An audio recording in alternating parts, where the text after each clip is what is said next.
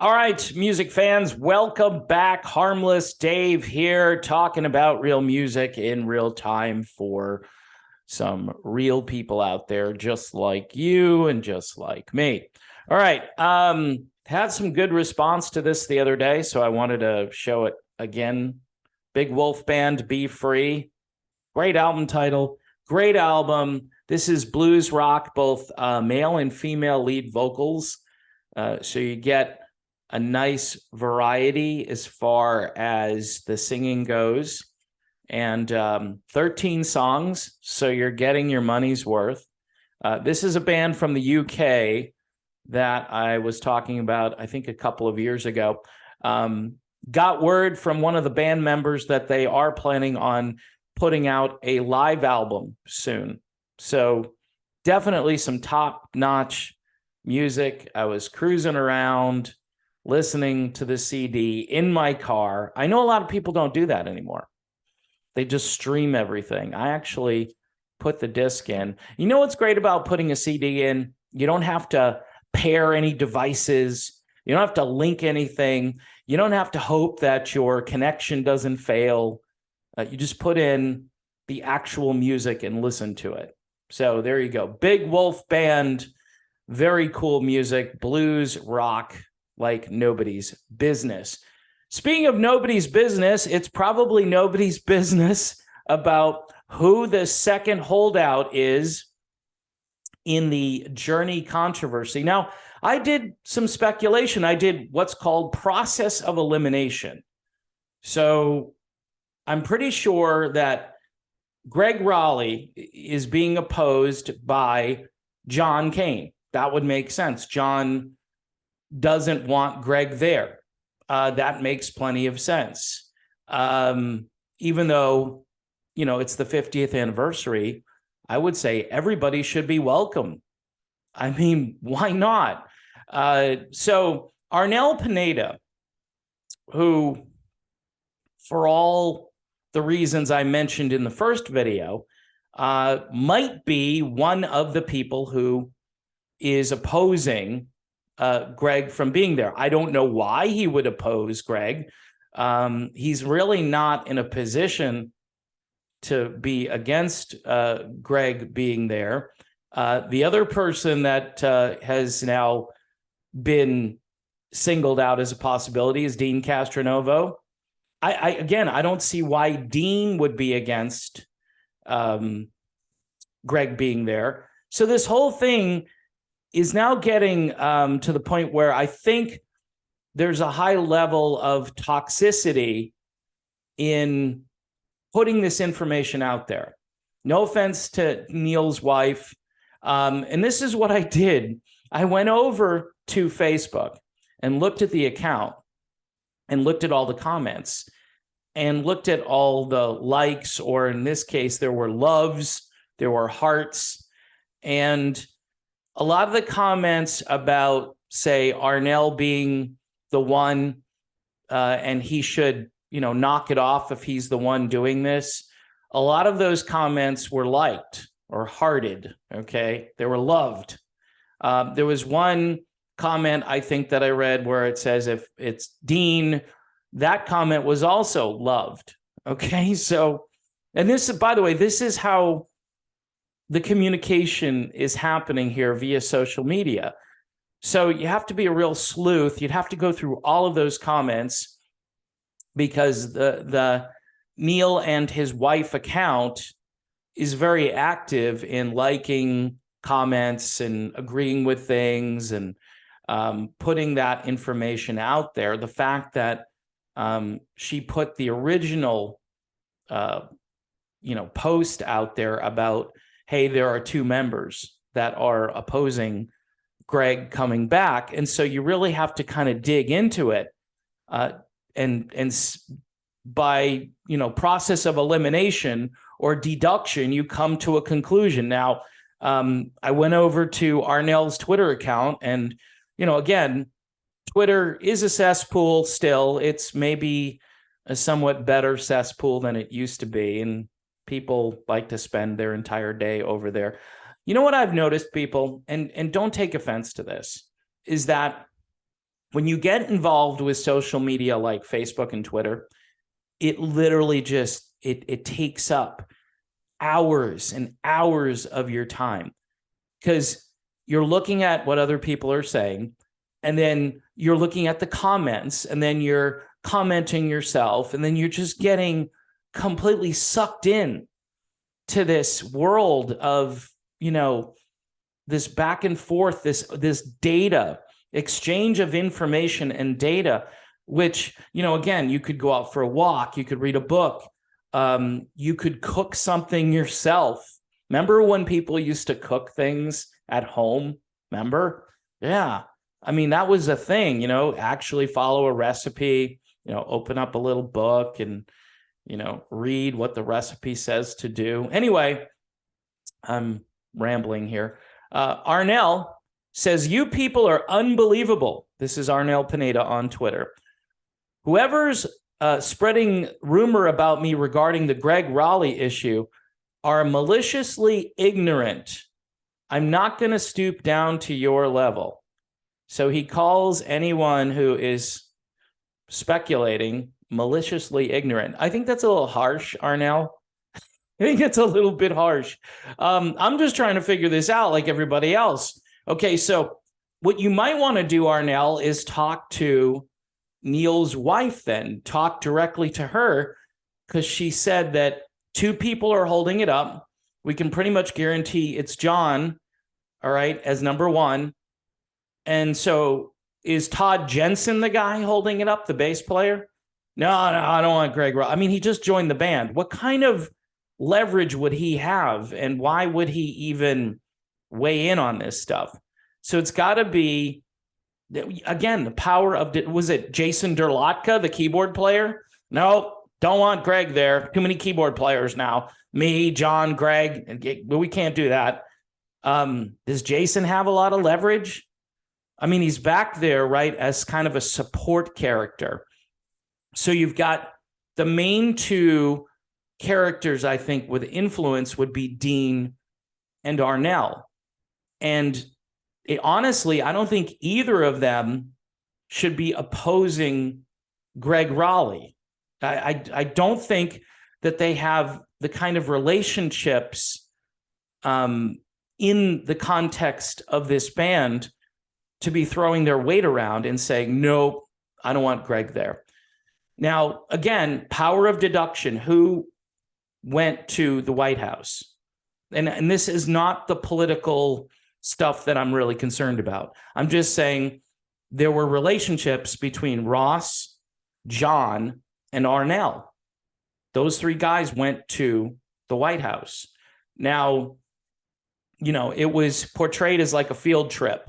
Like, yeah, we went to the White House. It was a great educational event.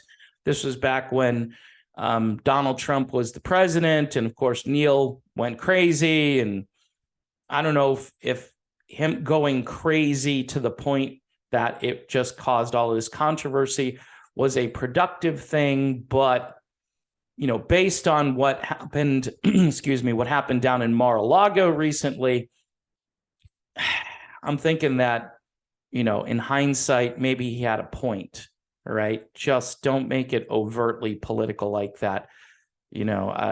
That's basically, hey, I endorse this guy running for president again. And again, when you do this in a band like Journey that isn't a political band, then you do create a problem, all right? And a lot of fans are going to like, oh, can we not do politics? Can we just not do it? Can we just talk about the music? Can you just play Don't Stop? Go to like a charitable event, like raise money for cancer, John Kane. How about that one? How about you do the Shriners? Like Foreigner did Shriners, right? And what a great charity. And perform the song for little kids who are suffering, not for a guy who just, quite honestly, is very old. We've seen the movie. The movie might have been better than the current movie that we're currently living through. But can we just stop doing mindless, toxic, wasteful, tribal politics? Seriously. So anyway, another tangent. Sorry. But Arnel is basically pushing hard back against people and saying you're maliciously ignorant. Well, ignorant would mean that we don't know what we're talking about. That's ignorance. And that's what I get accused of. He has no idea what he's talking about. He just goes off on these crazy tangents and he thinks he knows something and he really doesn't. And I'm here to tell you that his channel is just a waste of time. Why do people, he never talks about music, for crying out loud. Never talks about the stuff. No, never talks about the stuff. Okay. Whatever, dude. So anyway, who is it then? Arnel? Who, can you put this to bed for us? He didn't say it wasn't him, by the way. He just said, you're maliciously ignorant. Okay, maybe it's not Arnel. So is it Dean? Dean is the only one left. And I love Dean. I consider Dean a friend. I can't see how it could be Dean. Did anyone see Journey Through Time? The band, not the movie, because I'm assuming that's the title for a movie too. I don't know. I'm sure somebody will tell me over on Patreon that it's a movie. Sounds like a kid's thing. Anyway, Dean was there, Journey Through Time, with Gregg, and was playing off of Gregg. They seemed to have a good camaraderie, good chemistry. Wasn't casual chemistry. It was better than that. It was like mid-level chemistry. And everybody had a great time at those concerts. And it was Gregg and Dean. Now, Arnel has never, I think, worked with Gregg, right? Pretty sure. Is Gregg like a bad dude all of a sudden? Based on the comments that I see, everybody likes Gregg Rolie. I mean, Ringo Starr was hanging out with Gregg Rolie, okay? I'm just saying, Gregg Rolie is a good guy, and he's got a good reputation. And I don't know anybody in the business that's like, oh, Gregg Rolie, oh, I don't want to work with him. Now, some people are also speculating that, hey, maybe this isn't going to happen now because you've got these two band members who are opposed to Gregg. And again, Neil's wife said something like, well, he's going to be there for at least one appearance with Neil somewhere. I mean, folks, this is really stupid. Look, I don't care who's opposing Gregg. This is really stupid. Gregg started this band with Neil. Gregg was just as important as Neil Schon was at the very beginning. You know, those 3 albums that people pretend don't exist. Oh, I don't know. It's just Steve Perry. No, those first 3 albums were important. That laid the groundwork for what came next.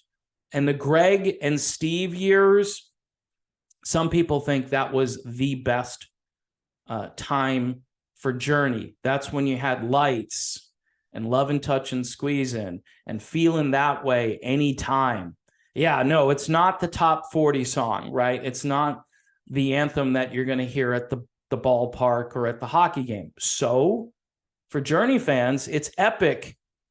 It's amazing. Just the same way. Gregg Rolie, Steve Perry, go listen to it.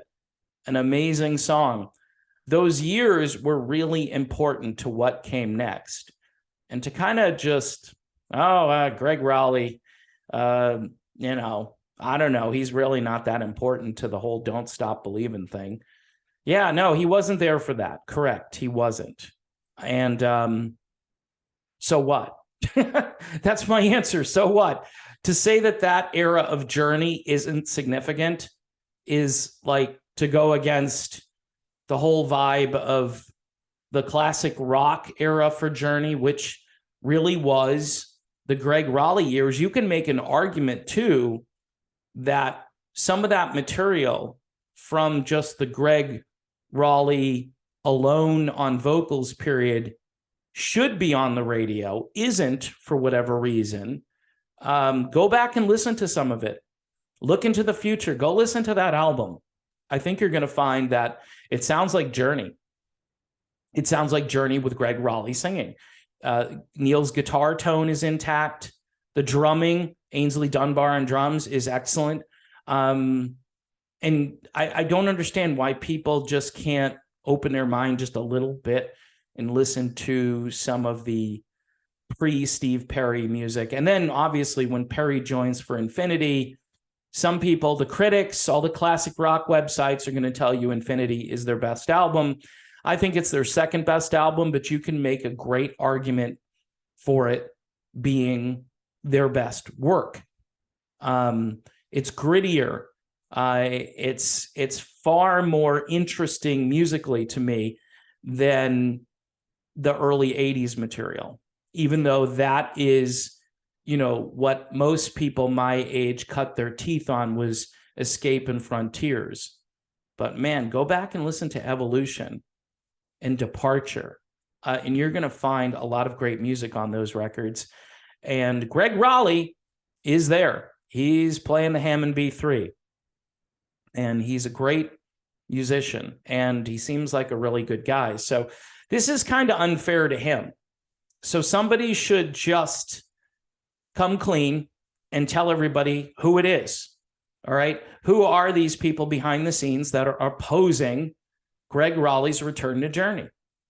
Just put it to rest. Say, here they are. Now, again, some people don't like this sort of dribs and drabs. Basically, these are like leaks that shouldn't be released. You know, it's like you hear this in politics all the time. He leaked the information. Well, it's a PR campaign. People like Gregg, and you know, both Neil and his wife know that people like Gregg, and so that's why this is coming out the way it is. And overwhelmingly, again, if you took a poll, people are like, should Gregg be on stage? Yes, probably like 95% you're going to get on a poll. Why not? This is silly. Gregg is 75 years old. This is probably going to be his last hurrah in the Journey franchise. And it seems a little bit weird how somebody would want to oppose that. All right.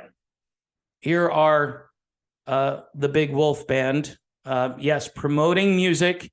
I do this in addition to telling you about what's going on with all of this soap opera stuff here. I'd rather get 1 million views talking about the Big Wolf Band than talking about Arnel getting mad about people thinking he's the problem here. He may not be the problem. Arnel, just say, it's not me. It's not me. I'm not the one opposing Gregg. He didn't say that here. He just said that people are maliciously ignorant. Well, we don't have to be ignorant. Tell us what the truth is, and then we can all move on and talk about something else, which, you know, I would like to do, believe it or not. Yes, this stuff is good for the channel, but it's starting to feel a little dirty. It's starting to feel a little toxic because there's just so much here all the time with Journey. And yeah, they're selling tickets, though. They're selling tickets. This is my theory. This kind of publicity overall is a good thing for this band, at least when it comes to making money and selling tickets. I don't know if it's a long-term business model, but for now, this is an aging rock band, and who knows how long they're going to stay together. So yeah, for the year 2023, I guess this is a good business model. Anyway, folks, thanks for watching. We had a lot of new subscribers yesterday. I want to thank you guys for subscribing to the channel, and Patreon too. We had some new patrons, so that's awesome because we lost a lot between last year and changing over. You know, people are spending triple on what they used to spend on groceries and energy and so forth. So yeah, you know, I get it. But I thank everybody who is a patron. And yes, you can become a member also on YouTube. Memberships are $2.99, and that helps the channel. And once we build up a lot of members over there, I will be doing videos for members only. So that'll be fun. I can't wait to do those, actually, but I need a few more members to sign up to do that. Anyway, thanks for tuning in, and I will see you soon.